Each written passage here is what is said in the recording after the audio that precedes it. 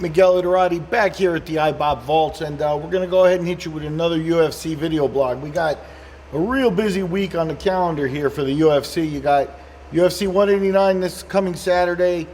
You got the Ultimate Fighter finale on Sunday, so back-to-back shows there, and then really no let-up is on the 15th of July, which is a Wednesday. They're going to hit you with UFC Fight Night 71 coming out of San Diego, California. Heavyweight main event, 5-rounder between Frank Mir and Todd Duffy headline the card. Duffy's at minus 190 on the odds. Mir's at plus 165. The over-under on the 5-rounders at 1.5. So the over's at plus 155 and the under's at minus 175. Duffy's reputation for taking people out obviously affecting the line and the over-under on this one. He finishes most of his fights in the first round. However, I still have some open questions here. Mir, a solid veteran. If Mir can extend the fight into the latter rounds, get Duffy where he's never been, he may have a chance. One of Duffy's losses was in the third round when he got a fight extended against Mike Russo.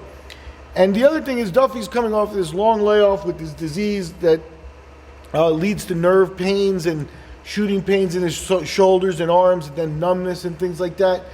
And his return fight, which he did very well in, was a 30-second fight. So Duffy in the late rounds, could really still be affected, could still have some issues, and Mir might be able to take him there. So I don't know.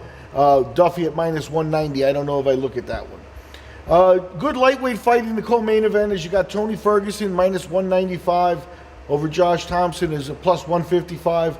This one's expected to go the distance, 3-rounder. Over-unders at 2.5 with the over at minus 190 and the under at plus 150. Ferguson, 8-1 in the UFC at this point. He won the Ultimate Fighter 13.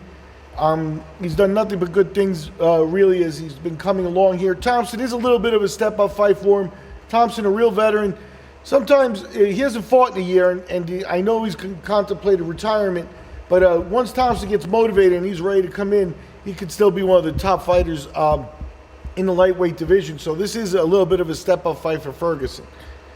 The final fight I'm going to review on this blog is the bantamweight women's fight, because this features Holly Holm, who she's favored at minus 175 against Marion Renault. She's paying plus 135. Holm, obviously, long-time, multiple-time world champion in boxing, 8-0 in MMA, 1-0 in the UFC. When she made her debut against Raquel Pennington, it was after a postponement of the fight because of an injury. She really didn't look great in that fight. She got a split decision, so Pennington held her own and obviously extended her the full distance. Big things are expected of Holly Holm. Obviously, they would like to match her up with Ronda Rousey at some point, and for it to be good, Holm has to look impressive. And Renault has looked good in the UFC. He's a real grinder, and is going to look to get it to the ground. So we'll see how this fight turns out. But this could be the next step of Holly Holm's ascension, or it could all go down the tubes already for the former boxing world champion.